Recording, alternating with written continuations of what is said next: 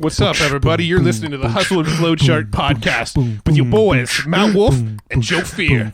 Check it. Welcome back to the show. The Hustle and Flowchart show With Joe Fear and Matt Wolf. and Neil Patel is our And guest. Neil Patel is our guest. Dude, we gotta sing more often. Was that singing? I mean, that's the extent of the singing I want to hear from you. Yeah. I'm not sure anybody listening would have considered that singing. That was more like melodic talking. Oh, Yeah. Okay, we could do that more then. Yeah, melodic talking. What if we did our interviews that way? That'd make them probably a lot more interesting. Yeah. So tell me about yourself. I grew up in San Diego. No, I wasn't literally asking. Oh, to you tell don't want me to about hear yourself. my story. No. You know whose story I do want to hear? Neil Patel. I want to hear Neil Patel's story, who we had on the show. This is... Yeah. Okay. So, today we have Neil Patel. Today we have Neil Patel. And this was an interesting interview, and I'll tell you why. So we love Neil. We love QuickSprout. We love neilpatel.com. We love his UberSuggest. We grew up basically in our marketing learning from him. Yeah, we've been reading QuickSprout for a long time. But I will say this was probably one of the more difficult interviews we've done. Neil's great. We would never say anything bad about him, but we did have a little bit of a struggle pulling, any sort of in-depth answers out of him. We kind of asked a lot of questions, and you'll hear us trying to dig deeper and deeper on some of these questions and kind of get real short answers. So we were really trying to dig deep for you, but we were having a hard time getting a lot out of him with our questions. But that doesn't take away from the episode. There is some gold nuggets in here. We talk about UberSuggest, the software that he's involved in. We talk about how QuickSprout got started. We talk about some SEO things to think about and how to get backlinks on your website for SEO. We talk about what else do we talk about, Joe? We do cover a lot of ground in it. We talked a lot about. I was just letting you get all the talking out of your brain first. We talked about we talked about Reddit, Cora, all the ways that he kickstarts content, and he's an organic content guy. So he's not even like really touching ads, which is really cool. Yeah. Talked about his podcast, Marketing School, and how that fits in. We talked about dealing with haters. Yeah, that's true. And how he, in his grind, like his work ethic, that's actually what I respect about him the most. Yeah. So, and you'll hear us talk about it, but he is a grinder every day. And even right before we started the call, he was like, just getting work done, just grinding away. I'm like, it's cool because that is him. And if you look at his blog, like he's got the most in-depth content, most consistent. He's got podcasts that are daily. Like he's everywhere. And he said that, he has YouTube videos. And he's making it all himself. He's not outsourcing the writing or anything. Once a week. Yeah. And we ask him. So mad respect for the work ethic and just like the tenacity that he's been at for years. Like, I don't know when he started. Literally, we've been reading probably back since like 2012-ish, 13 maybe. Yeah, I don't remember when I first discovered QuickSprout. It's been a long time, myself, but we've been reading it for a long time. That was kind of our SEO traffic Bible for a long time. So a lot of love, a lot of respect for Neil. We've been wanting him to get on the show for a long time. We only had a 30-minute window with him, so this is a shorter than normal episode. But we'd love to hear your thoughts on it. Again, Neil Patel, awesome stuff. Also, if you want the notes on this episode, we did take notes for you. Go to hustleandflowchart.com/comp. That's where you can get the notes on this episode. If you want to support the show and make sure that we keep on putting out great, amazing episodes and bringing on great guests, you can actually support the show over at egpletter.com. We'll actually send you a print newsletter, but that's also your way to ongoingly support the show and let us know that you love what we're doing, and we appreciate every single member who's signed up, and you get access to our community and our training videos and that monthly newsletter and all sorts of cool stuff. Basically, it's all the cool stuff that we're up to. We shove it in this community. Exactly. And then it's a good little Q&A area too for all these shows. Yep. And if you just want the notes for just this one right now, go to hustleandflowchart.com/comp. Let's go have a quick chat with Neil Patel. Hey, Neil, welcome to the show. Thanks for having me. Yeah, man. So you were, it was a Roland connection, actually. Roland Frazier, a mutual buddy of ours. And we ended up, I think the first time we actually, I think we saw you live on stage back at a traffic and conversion up in San Francisco years ago. Sounds about right. Yeah. I don't know if you remember that one. I think it was on stage with a ton of people. Tim Ferriss was there and all sorts of interesting folks. So, Yeah, we've been following you for a long time, with QuickSprout back in the day and your blog, and you have your podcast now, Marketing School. So content machine. What are you up to these days? So I know you're doing a lot, and so maybe take us back on a quick backstory, not too long, and we'll just kind of get into some tactical stuff people can take. Yeah, so I'm working on UberSuggest these days, free marketing tool that just helps you get more rankings. Have an ad agency, Neil Patel Digital. But in general, I just love anything marketing related and helping people grow their traffic. Yeah. Cool. How did you get into marketing in the first place? What was kind of the genesis and what got you excited about it? Well, so back in the day when I was 16 or so, I was trying to find a better paying job. I was searching monster.com. I didn't qualify for all the high paying jobs because I didn't have a college degree. So I decided to do the next best thing, which was to create a copycat of monster.com and help other people find a job. And I paid a few marketing firms to help me out. They provided little to no results. And from being broke and frustrated, I eventually had to learn how to do it on my own. Nice. What was the name of that site? Just Advice Monkey. Advice Monkey. Okay. Does that still exist today? No, it doesn't exist at all. So what is the genesis of QuickSprout? How did that come to be, and why did you decide to start teaching what you were doing in the marketing world? Yeah, so I had an ad agency back in the day, and I had a blog on, I had an ad agency back in the day before my current one, Neil Patel Digital. Mm-hmm. And I decided to blog on marketing to try to get customers because I couldn't afford to do paid advertising. And QuickSprout, was a good feed into it. And then eventually decided to turn that into a software company with a few partners that didn't work out, not because of the partners or anything like that, just people didn't want to pay for the software. And at the same time, I was blogging on neilpatel.com, and that became more of a marketing / personal blog for me due to the fact that I had my name in it. Mm-hmm. So then I switched my efforts to neilpatel.com, and then my brother-in-law, Heath and Shaw, took over QuickSprout, and now he runs it with a team of 2 other people. Wow. I remember, very clearly back in the day, I think it was like 5 years ago, I think you guys put out on QuickSprout like the most epic long form guides for free. I forget what they were called now, but they were designed beautifully. The content was better than most products that were for sale. And I was just like, how the hell is this guy doing this? It's amazing. And so I did it by spending more money and losing more money. But it was fun. I enjoyed it. Yeah. Well, when you hit on an interesting point where you said you couldn't afford traffic at that point in the beginning, so you blogged. And still to this day, it seems like that's the prevalent form of your content, with the podcast even too, is another iteration of the content. Is that still kind of the core thing you are always focused on with your content, all of your properties, is blogging, kind of this SEO rich type content?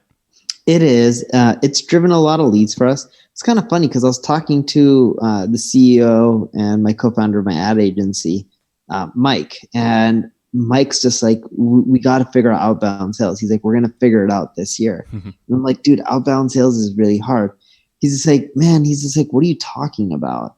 He's like, most ad agencies generate their revenue through outbound sales. He's like, we're one of the few that gets a ton of inbound leads. He's like, we did what they're trying to do. And he's like, you're telling me it's going to be really hard to replicate what almost everyone else does? I'm like, good point. I mean, that's the thing. You guys have spread the deck, it seems like, so well. Like, I love when you go to neilpatel.com, you have these selections, kind of 4 steps, and you're taking people down not only a path, but it's all very content driven, everything you're doing. And yep. What was the motivation behind UberSuggest? Because I believe you guys acquired that one, right? That wasn't one you built from scratch? I didn't build it from scratch. So I acquired it, I believe, at the end of 2017. Maybe I could be wrong on the date. I think it was sometime in 2017. And I was just acquiring it to generate more leads. And then eventually, when I acquired it, not everyone loves me in the marketing community. The traffic tanked right away once people found out I acquired it, like almost by 40%. And then the moment I release stuff for free that they pay for, people are like, oh, we love you, Neil. And then traffic went back up, and then I started releasing more stuff people pay for free, and traffic has just been on a tear since. Why do you think the people in the marketing community didn't like that? Was it they didn't like the fact that you're putting something out there for free, or they didn't like you because of something prior to UberSuggest? I have a ton of haters for whatever reason it may be. I don't know. It doesn't really bother me. I just keep pushing forward. Yeah. No, I love it, man. You just have your head down. Like you said, when you started the call, you're just cracking away at work over here. Mm-hmm. And I think... Yeah, it's just like, I don't let little things like that bother me. No, you're never going to love everyone. No. Now, I don't have that big of a brand, but like you look at like a Gary Vaynerchuk, he's an amazing guy, but how many people probably hate him? A ton. Mm-hmm. Yeah. So do you choose just to not look at everything, or do you just have like a thick skin where you're just like, I'm good? Both. I don't look at everything, and I have thick skin. And it's funny. I was listening to a Gary V podcast episode a long time. He's like, I love my haters. They motivate me. And that's a good approach. One of my buddies, Tim Sykes, is similar. Mm-hmm. I just take the model of, I just keep my head down and work, and I don't really pay attention to, what's happening in this space. So like, for example, a great example of this is one of my guys, Grant, last week hit me up and he's just like, hey, someone created a YouTube video about you calling him out. And I'm like, I called someone out in a YouTube video. And it was a video on how I said content isn't king. And in the video, they were just like, yeah, indirectly he was calling me out. I forgot the guys' names on it. They seem like great guys. Mm-hmm. And I don't know them at all, but they probably are amazing people. And I was like, cool, ignore it. And I didn't even listen to it. And then my podcast co-host yesterday, Eric, sent me a link. He's like, check this out. He's like, these guys are saying you're calling them out. And I didn't mention them in my video. I didn't even know about them until my team sent it to me. But like, I don't really care what people say. I just keep pushing forward and just doing what I do. Yeah. And I'm sure, was that something you've always had as pushing through? Because I know a lot of entrepreneurs, and you hear even like big time celebrities and comedians getting destroyed when they see like one negative comment, about something you put out. Was that just you just don't give a shit? You're just like, I'm creating the best content, beat me. Yeah, well, I do like looking at negativity. If someone tells me I'm doing a poor job and they can tell me how I can get better, I love that. I thrive off that because that helps me produce better content, better product, better service. If someone just says you suck, I'm like, cool, sounds good. Tell me why. If they can't tell me why, then I don't care because I just look to improve. Right. So my philosophy is don't get bogged down by people saying negative stuff. More so take that negativity, and if you can improve. If you can't, because it's just opinions and there's nothing you can use to make yourself better, then keep moving on. Yeah, very objective. And it's like, if you have something objective to say, then cool, I'll listen to you. Yeah, that makes sense. Well, with like everything you guys are doing with your content, is there one that you feel is like the perfect opportunity for listeners here when it comes to content marketing? Because you have the blog, you have the podcast, videos, all sorts of stuff. Where do you think someone listening has the best success to either extend their brand into a new platform or medium, or maybe start something fresh? So you're saying where should they get started? Like extend their, like where's the biggest opportunity? Is it to write more content, try out podcasting instead? Exactly. Just for discoverability and to be, plant their brand in a position that you see is just the best place to be right now. Yeah. So I see it right now as video is the future. It's great for discoverability. SEO is great. The biggest potential for SEO that most people don't leverage is just updating content. If you can update everything more often, you'll find that your old content will rank much higher. Podcasting hasn't taken off as much as I've liked in the United States, but give it another 3 to 5 years and I believe it will. Cool. And what do you see with, because I know podcast is interesting right now with Google starting to rank the podcasts, and they're actually transcribing in the back end and whatnot now too. Yeah. So where do you see that evolution? Because we're like super big proponents on the podcasting front, but totally agree with what you said. It's like still got some years ahead of it to really go big time. Where do you see like the podcast medium shaping up when it comes to Google and SEO and all that stuff? Yeah, I think there's more traffic that's going to be had. It's just going to take time. And I don't think the biggest traffic will come from Google search. I think over time it'll start coming from people more who are driving in their car, Alexa, Google Home, stuff like that. Gotcha. Cool. So I want to shift into maybe talking about some kind of tactical sort of things. I know one of the things that you're sort of most known for is content marketing, SEO type things. What would be, in your opinion, kind of the 80-20 that people should focus on when it comes to SEO and content marketing? Like where's the kind of beginning place people should be focused on? The beginning place people should be looking at is keyword research. If you're picking the wrong keywords that no one cares about, you're screwed. And that's the biggest thing, that people just start writing without doing their research first. And if you do your research first, it makes a world of difference. Do you have a process for research that you tend to use, or are you just kind of getting into, UberSuggest and some of these other tools and just kind of looking around and trying to find keywords? I mean, what's your process for digging out the gold? Yeah, my process right now is I go to UberSuggest, I type in a keyword, I head over to the content ideas report. It shows me all the popular blog posts that are around that topic based off of social shares, backlinks, and search traffic. And that's what I use to determine what I should write more on and what I should write less on. Gotcha. And are you writing all the content yourself, or do you do some outsourced writing? What's your process like that for that? I just write myself. I typically write every Saturday, and then I'll publish on Tuesday. So I'll write once a week. Gotcha. And what's a length? Because I think you probably are the most consistent, lengthy content writer out there. Is there a certain number, word count you're shooting for, and kind of end result there with each piece? Most of my blog posts are around 2,000 words. Okay. And I found that to do well. I found if you write a 10,000 word blog post, there's no guarantee that you're going to get more traffic. Once my 2,000 word blog posts start ranking, I'll go in, adjust them, rewrite them, and make them like 10,000 words. Okay. So all those guides and things you did, back in the day, and that's all kind of like a combo of different things you might have put together over the years, it sounds like, since you're constantly refreshing things too. Exactly. Okay. Now, what do you do once a piece of content is live? How do you sort of kickstart it? How do you get those initial eyeballs on a piece of new content? So I hit up everyone else who's linked to my competing articles, and I just ask them to link to mine. And most people ignore me, but I still try. And then what I'll do is I'll look at all the people who I linked out to in my blog post, emailing them, letting them know I linked out to them, and be like, hey, if you like it, feel free and share the post on your favorite social network.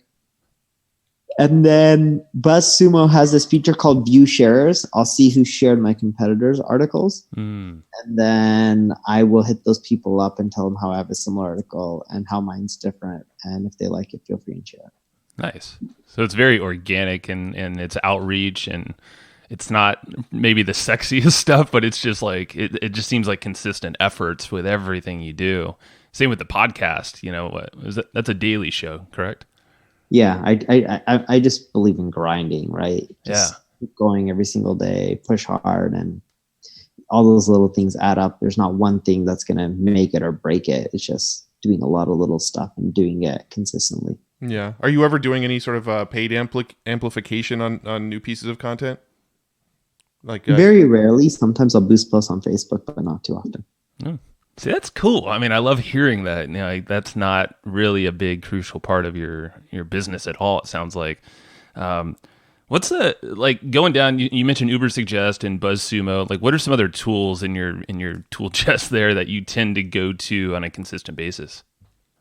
Google Analytics. I like looking at traffic, seeing what's done well in the past. Gives me ideas of what to do more in the future.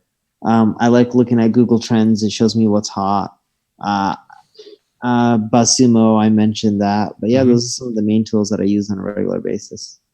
Got it. And in analytics, like you said, you're looking at different things. Are there certain, because I know in analytics, a lot of folks, if they don't have like a question in their mind going into it, it's just like, holy crap, what am I looking at? Or what am I looking for? Do you have questions in your mind when you're going into analytics and looking for these trends or trying to spot something? Yeah, so some of the big things that I really look for when I'm going into like analytics is I optimize for a cohort, so repeat usage. Well, it says a cohort analysis, and I keep trying to figure out ways, how can I get people back, every single week? Because like if I look at my cohort, after 3 months, in essence, pretty much 0% of my traffic comes back. So I'm trying to fix that and make that where, how can I end up making it where after, and you could end up saying, no, you have some people who come back, but when you look at the grand scheme of things, it's so negligible. It's not that many people. I'm trying to fix it where I'm like, all right, here's how I can get 3%, 5%, because that makes a huge difference. Yeah. I mean, I because I'm on your site actually now, and you're always testing new things, which is cool. And like you have the spin to win thing. It's like a very similar looking thing to like a Shopify type store.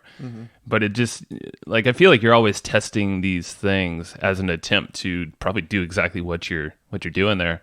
Are there any things that you've found to just work really well consistently to keep boosting up kind of the return of the cohort? I keep testing it out. Collecting emails, push notifications have helped tremendously. The other thing that has helped quite a bit is alerts and notifications. I tested that out a little bit. Like I'm a marketing blog. Why can't I have people put in their website and just start emailing them some of the things that are wrong that they can fix over time? Yeah. I think I remember seeing that. Yeah, it was like an analyzer or something like that. And then from there, you could follow up. And that's what it seems like you're doing with UberSuggest as well. It's like another lead gen, a very effective tool that people are just gonna pretty much love you for. Ideally, turn those haters around. Have you experimented with like messenger bots and things like that to bring people back as well? I have done quite a bit with Facebook Messenger. That's worked well.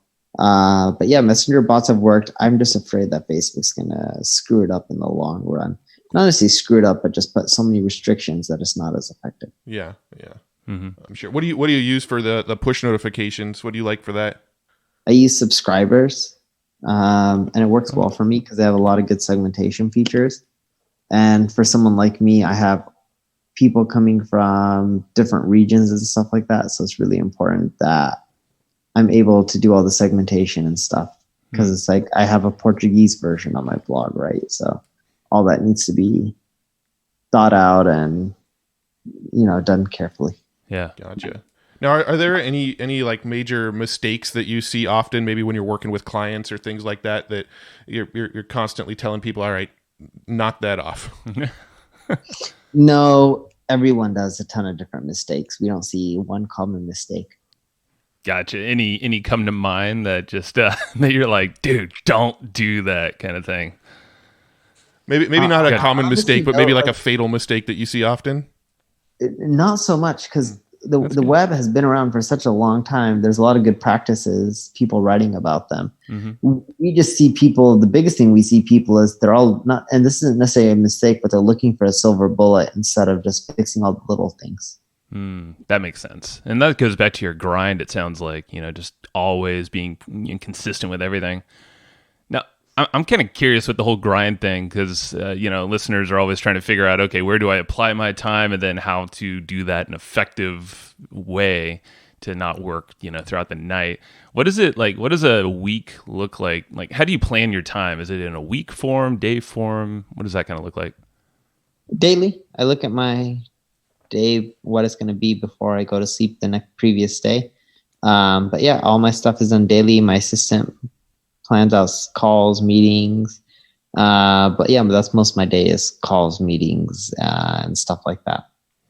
Gotcha. Do you have any like long-term big vision goals that you're shooting for? Anything on the horizon that you're really excited about? Nope. It depends if this is considered a goal or not, but I believe one day I can use machine learning and artificial intelligence to not just optimize, but run most of SEO campaigns out there. Like, I think I can create a computer that does most of the SEO for you, and all automatic, so you don't even have to do it. Got it. So is that maybe something that would be an UberSuggest one day? Yeah, it'll probably be in UberSuggest. My goal is to roll something like that out Q1 of 2020. Oh, nice. Very cool, man. So where do you see AI playing a part with content? You have SEO helping you there. Do you see it as part of helping you write the content, or do you not trust it? Like where does the future look like? So the future for me when it comes to SEO and content is not that a robot can end up writing it as good, because I don't know how you make the computer as creative. Right. And maybe you don't need to, but the way I look at it is as you're writing, it tells you what keywords to add, how to adjust your headlines, things like that.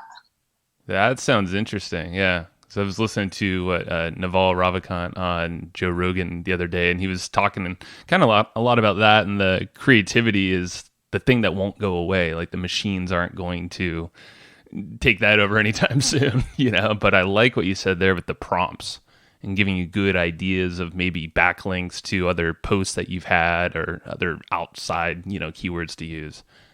That'd be cool.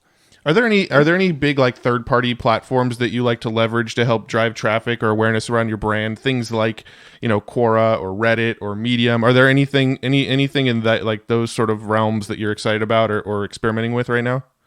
I use them all. I'll use Cora, LinkedIn, Facebook, Twitter, Instagram. I even upload videos to IGTV. Reddit, whatever it may be, Pinterest. We leverage everything. Even if it barely gets you anything, something's better than nothing. Have you seen any of those kind of get a little more traction than maybe you were anticipating going into it? Yeah. Quora, not as much as I thought. Their numbers and analytics show you're getting a lot of traction, but the reality is you're not getting as much traction as they're showing. Reddit's always been good. But yeah, most of the stuff just doesn't provide the results like the big channels like LinkedIn, Facebook, Twitter. Yeah. What do you see and work well on LinkedIn? Are you posting just to your wall, or are you writing long form articles on LinkedIn polls? How has LinkedIn been working for you? Tried all of that. We found that videos being uploaded to LinkedIn provide the best results. Nice. Gotcha. That's interesting. Yeah, James Shremko was saying the same thing when we talked to him about it. That has been said before, yeah. And how about Reddit? Because that's something that we're kind of pretty bullish on. We're testing all sorts of things, even ads on there. How's your workflow look like there? It's not bad. Reddit and us, it doesn't work as well for people like me because they don't like the SEO community. But yeah, Reddit works well. Product Hunt works great if you're releasing new products. Reddit ads are really affordable, at least for the time being. Yeah, for now. Yeah, that's for sure. Before they're overrun by a ton of marketers like those listening. Pretty much. Interesting. Yeah. So let's talk about the podcast really quick. So it's a daily show. You have your co-host Eric with you, and it's called Marketing School. Like, where do you see, is that another long-term thing, essentially just more for discoverability, bringing people back more consistently? No, we just do that for fun. Really? Do you have any special process behind the podcast? Like with us, for example, we release 2 episodes a week, and we batch record 4 episodes twice a month. So 2 days a month, we're recording 4 episodes 2 days a month. Do you have any sort of process where you're batching them, or how are you keeping up with such a steady schedule on that? Eric and I definitely batch record, and we do it based on whenever we're free, based on our schedules, which is kind of hectic. And then someone, I don't even know who, posts daily. I'm guessing it's someone on his team.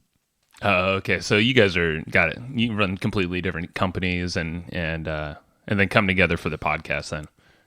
Correct. Gotcha. Okay.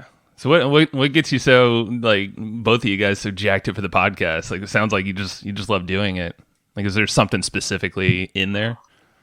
No, it's just fun. Eric and I have been friends for a long time, so we just do it for fun. Rad. No, I mean, that's really why this whole show started in the first place, and then we just choose to, bring on some guests to kind of exchange new ideas around. So I feel like more and more people are starting to do that too. Do you ever have guests on your show, or is yours always just you guys kind of feeding off each other? No, we just enjoy feeding off each other and then going from there. Sweet. But yeah, we haven't really done guest stuff. Yeah, that's a totally different thing. Yeah, and the whole riffing back and forth thing. Interesting, man. Yeah. So I'm just thinking, like, what's your vision for? So you have UberSuggest. That's interesting. Any of these other assets in your company, the different SaaSes you own? Well, let me ask you this: do you still run Kissmetrics? Are you still involved in that, or is that one that you've sold? No, the company pretty much folded. Oh, okay.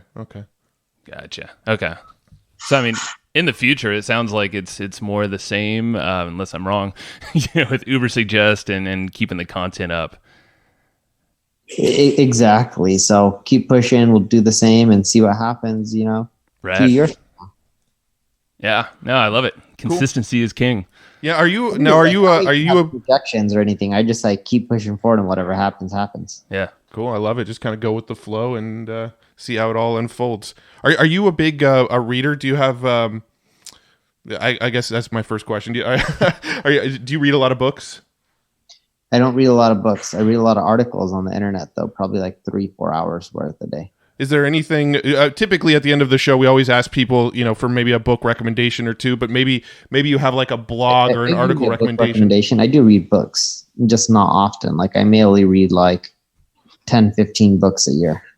Okay. Cool. Any of those just kind of stand out? Maybe you recommend it often.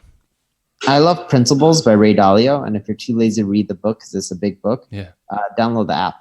Yeah, the app is amazing, and it's super interactive too. He runs ads for the app too, which is quite interesting because there's no money for him to be made. But again, he's Ray Dalio and doesn't really need the money, so it doesn't matter. Right, that's true. It's the best. What's in terms of articles? I'm curious. Are there specific places you're going to on a consistent basis, or do you just have a Feedly type account where you're just getting all sorts of interesting stuff? I read TechCrunch a ton. I read Economist. I'll read BBC. I'll read CNN. But yeah, I'm just all over the board. Some tech sites, even marketing sites like Search Engine Land, Search Engine Roundtable. But it's a bit of everything. Cool. Do you use a feed reader to keep up with all that, or are you just kind of checking in on all the websites every day? No, I just check in and go to the sites. Cool. Keeping it simple. I love it. Sweet. So we want to be respectful of your time. I know you've got some time restrictions here. So neilpatel.com is your main site, and then you've got ubersuggest.com. Is there anywhere else you'd want to send people? Anything else you'd want our listeners to check out after listening to this episode? Check out my ad agency, Neil Patel Digital. Neil Patel Digital, and that's at neilpateldigital.com? Yep. Cool. So we'll link everything in the show notes. Neil, thank you for your time, man. Thanks. Bye. All right, bye. Thanks, everybody, for listening to this episode of the Hustle and Flowchart podcast. Before taking the time to listen, we want to give you something a little bit special. Every single episode that we do, we actually have somebody on our team take notes. We basically have a Cliff's Notes version of every episode where you can go and find all of the tips and tactics that they laid out, all of the resources that they laid out, all the good stuff from this episode. We actually have a nice simple notes version that you can find on our website. So go to evergreenprofits.com, find this episode that you just listened to, and give us your email address and we'll send you the notes. Thanks for listening.